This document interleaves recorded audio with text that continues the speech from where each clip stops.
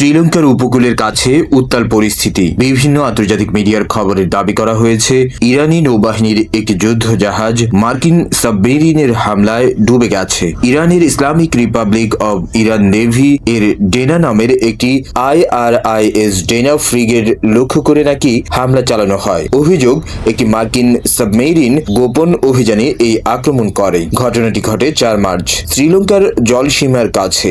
জাহাজটি ভারতের বিশাখাপত্তমে অনুষ্ঠিত আন্তর্জাতিক নৌ মহড়া মিলান 2026 থেকে ফেরার পথে ছিল। এ পর্যন্ত 32 জন গুরুতর আহত নাবিককেও উদ্ধার করা হয়েছে বলে জানা গেছে। তবে 148 জন এখনো নিখোঁজ, যা ঘটনাটিকে আরো উদ্বেগজনক করে তুলছে। এই ঘটনার পেছনে আসলে সত্য কি? এটি কি সরাসরি সামরিক সংঘাতের সূচনা নাকি কৌশলগত বার্তা? আন্তর্জাতিক মহল এখন নজর রাখছে ভারত মহাসাগরের এই অশান্ত জলসীমার দিকে।